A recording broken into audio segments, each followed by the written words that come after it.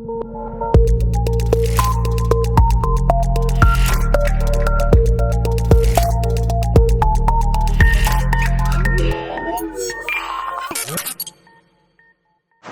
and welcome to another Spectrum Geeks video. My name is Dale, and in today's video I'm going to be installing and talking about this. It's the Tesla TSmart hot water thermostat. So thanks for tuning into this video. So yeah, this is it. Tesla TSmart thermostat, way to control your hot water in a smart way. I don't think it's any affiliation with the Tesla motor car company. I think it's just a unfortunate coincidence of the name, but I'm going to refer to it as the TSmart. So I've gone with this for a couple of reasons, and I thought it'd be worth sharing the video in case you're in a similar one. So I do have the My Energy Eddy in my house doing the hot water for a couple of reasons. One, it's a product I've enjoyed using for, I don't know, must be 4, 5, 6 years, something like that. And it works really well, really good at controlling the immersion, but also obviously solar divert. Here in the garage where I have this water tank that just feeds the shower room into my office area, I'm not looking for something that is utilising solar water or solar heating for the water for two reasons. Not a lot of hot water use over here. It's more about having hot water as and when needing it, and I'm happy just to heat this during off-peak. So instead of spending like £500 or whatever it is now for an Eddy, much cheaper to go for something else. I think it's £130. This is just the thermostat version. For a little bit more money you can get it obviously with the heating element as well, depending what you need. But obviously brand new hot water tank already has obviously a heating element and a non-smart thermostat. So the reasons to look at getting this, again, adding a bit of smartness to it. So 7-day programmable controller on here. You obviously connect it up via the app. There is a small there's a small LED screen on here as well. So if you don't want to use the app, there is basic functionality you can do in here. It's got 5 modes altogether. Manual mode, an eco mode, a smart mode, which I think apparently learns your kind of water usage habits. Obviously the standard timer, which is probably what I'm going to use most of the time for the economy 7, or here I'm on Octopus Intelligent Go, so I get 6 hours of off-peak energy for a third of the price during peak time. And there's also a travel mode, so obviously we're going on holiday as well. Also a couple of funky functions, so obviously frost protection, which even when it's in minus, I think it was like -7, I think was it, during the winter in here, it was still +2 I think in here without any heating or anything when it wasn't really being used. But obviously frost protection is really handy as well, and also has anti-Legionella as well. So I think if the water hasn't been heated to like 60 degrees for a certain amount of time period, it will automatically do that as well, so you don't get sick from Legionella disease when you drink your water. So what I'm going to show you in this video, quick unboxing, show you what's inside, and then show you basically how to install it, how to configure the app, and then I'll come back at the end of the video after I've been using it for a few days to see how well it is or isn't working. So let me just get this box open, show you what's inside. Okay, so as you can see from the boxing here, nothing too fancy, gives you a little bit of indication on the side about the app. From what I've heard, the app is pretty basic, and again, not sure if this integrates into any home assistant or any functionality. Not sure about that right now, but again, here's what we have. As mentioned in the intro, this isn't the heating element as well, that is something that comes separately. So you have the TSmart thermostat, which we're going to replace the existing thermostat in this hot water tank.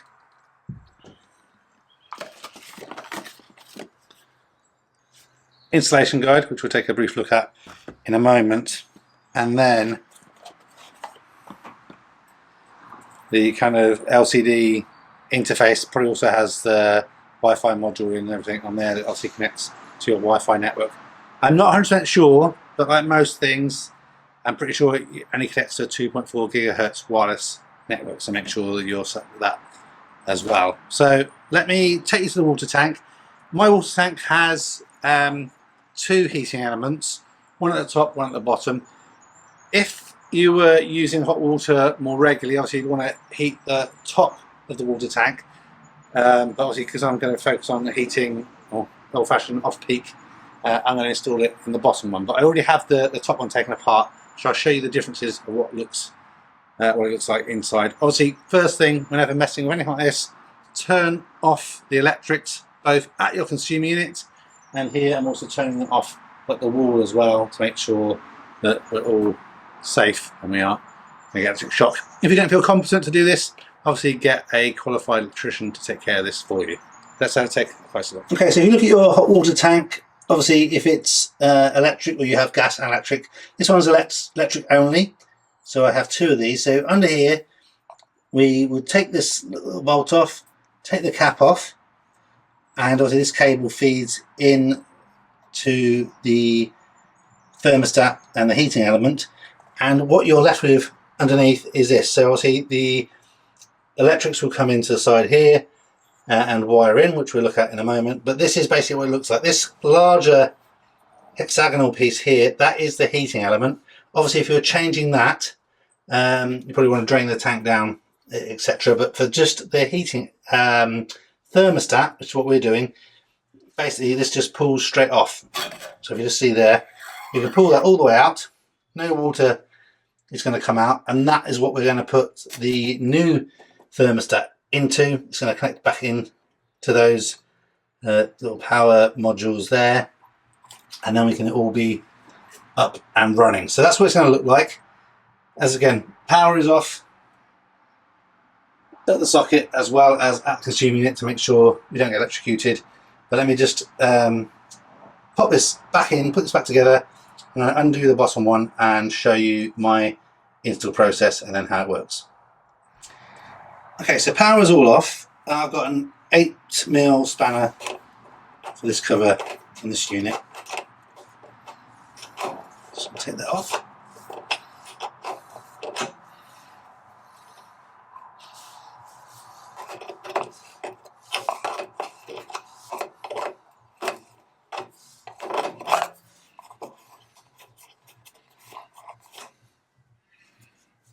Okay, don't lose that nut, I should be disappointed.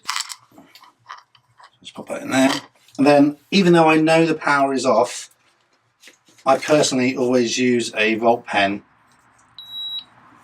just so I can be 100% sure someone's not messed with something when I'm not about. So let's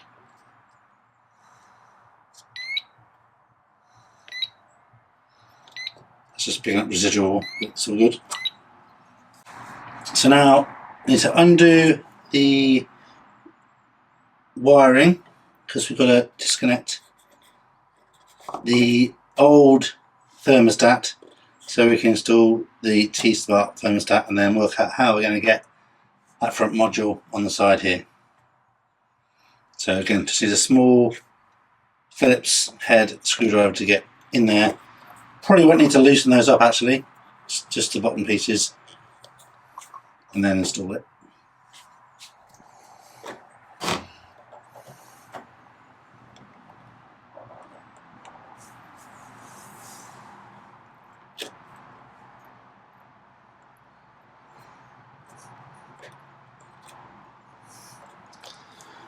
Okay, so once you're undone the power, just pull this out. You need to give it a reasonable tug to get it off the connectors.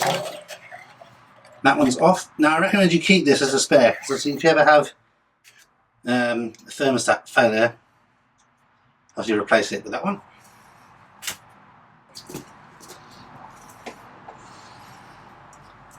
And if we just compare the two, difficult to see here, but the one on the left here is the original one, and the one on the right is the TSmart. So now basically we're just going to do the same thing. Take the TSmart adapter, plug that in the place. The old one, and just make sure that the connectors lined up properly. Let's move this a little bit.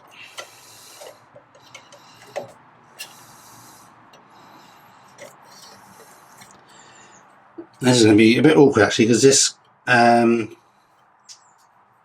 guess a cable for the power is running right in where this bolt is.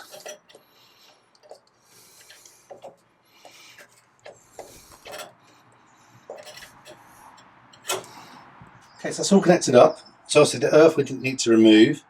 The blue goes into neutral, brown goes into live. And you can see that it's a bit tight, but it's not catching or anything, so that's absolutely fine. Now I have the fun of seeing how we get that front connector over the front. Okay, so in order to fit the cover with the LCD screen on, if you look at the back, there's lots of holes to account for wherever this mounting point might be.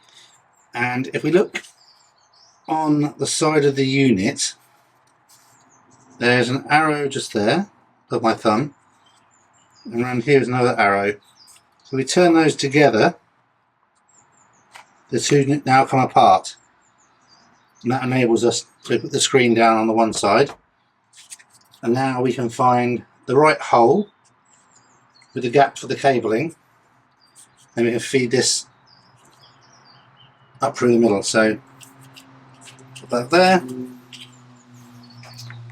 Also, you make sure that the cables don't get snagged or anything, so things need to fit quite snugly into there.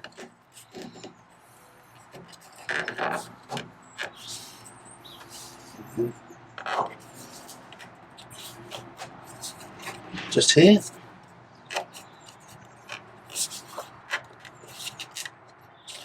And mine was quite snug, even with the original white casing on. And then we take that small 8mm nut that we had from the original one, put that back on. This just keeps everything safe and secure. And small or big hands, you're poking around in there and hurting themselves. And there is also a little reset button on the top of the thermostat, so if something stops working, line those two arrows up and you can reset things.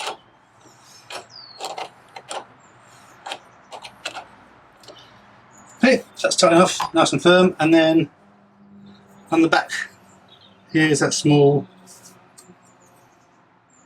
connection point. This only goes in one way.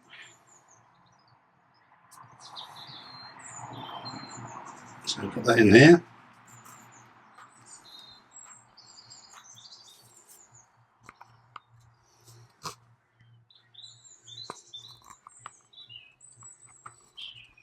Fiddly to do what's on camera. Okay, so that's now in. And then I guess carefully put that in there so it doesn't snag. Let's find those lines again.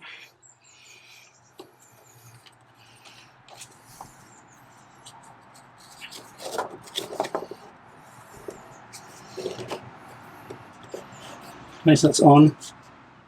So I'm going to just turn it so it lines up properly, and then we're all good. I'll go turn the consumer unit back on and move the camera around, and we'll turn this on. Okay, so the consumer unit power's on. I'm just going to turn the power on to the immersion now. Now this tank hasn't been on heat for a while, so I imagine it's going to be quite cold water in there. 15 degrees centigrade. So we can see here we can change things actually. So the bottom temperature is 13 degrees, 12, currently heating to 15. The little lightning bolt things come on to signify that it's heating. Here we can push up or down to change our requirements. This little hand, I guess, is signifying manual. We'll check the manual in a minute. And this would indicate Wi-Fi. So we've got power on and off. Should we hold that down? Turns it off. I'm not sure. Let's look at the manual. But and then there's a settings button there. Okay, yeah. So we've got timers, holiday mode, is at 10 degrees, manual set to 20, eco 55. Okay.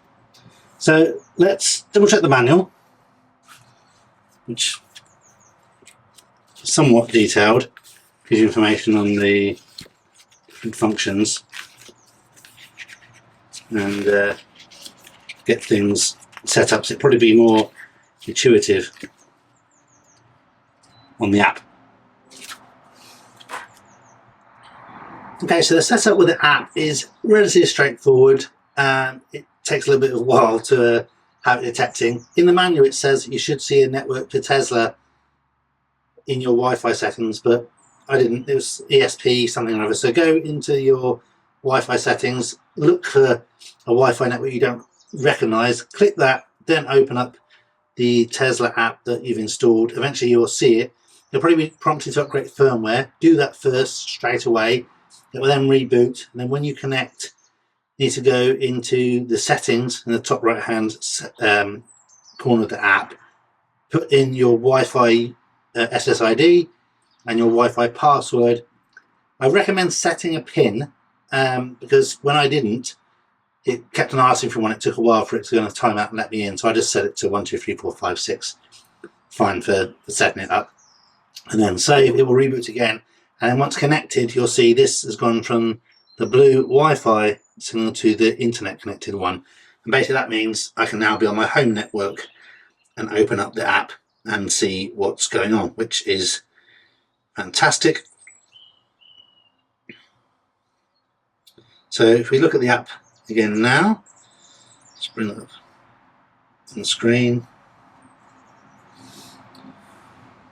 So again, the app's showing us the same as what we're seeing on the screen here. So current setting for the water is 10 degrees centigrade. We're in travel mode, and the 12 indicates the current temperature of the water, and then power on or off, and then we can see in the top kind of left area, if I picture the globe, show it connected to the internet. So I press the power button, that's turning it off, and press it on again. There's a little bit of delay there. If we touch the temperature setting, we can't do anything at the moment because we're in travel mode. If we press the button for the current temperature, obviously that doesn't do anything either.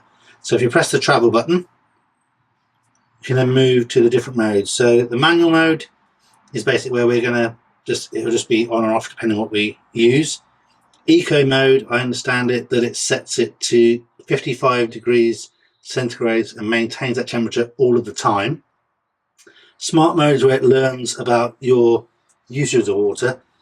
I might look at that in the future. Timer is what I'm going to set up in a moment, and a plan for that. Travel is obviously when you're on holiday, or boost if you need to boost the hot water right now. So if we look at timer, default plan,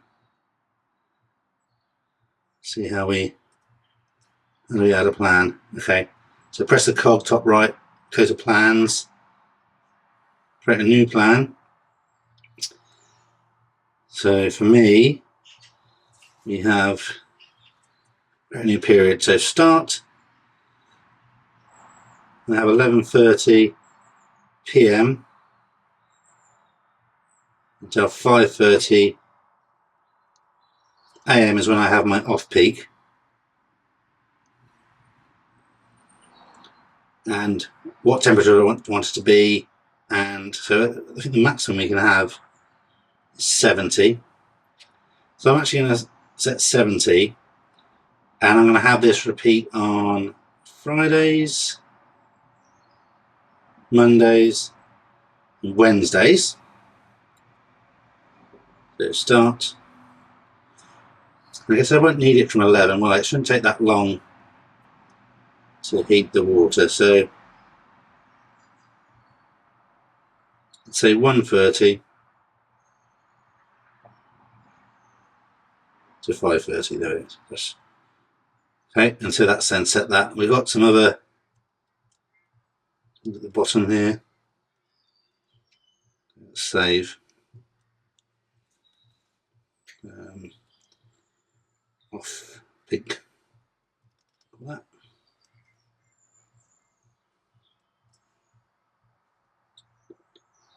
Okay, so then we can select that is set to on. We go back, and then if I wanted to, we could boost it now. It's boosting it to 60. And we can see that reflected on the little screen as well. So I'll come back and finish this video off in a few days. So far, it seems to work. The app isn't super intuitive, it's a little bit clunky. But if it does the job and gives me a bit of extra control for cheaper price than having something more expensive like the Eddy, which I know is a different kettle of fish, but for me it's better than having just a timer on the wall. Having that smartness and how to control it a bit is a bit easier. So I'll come back in a moment and let you know what I think the device has been working like after, say, a week. So it's actually been well over a month now since I made the first part of this video, but the good news is the TSmart is working really well. No issues, pretty much set and forget. The only kind of disappointment I'm actually having is that hot water tank I got doesn't actually retain as much heat as I expected, so I'm kind of adjusting the plan to kind of heat the water more regularly.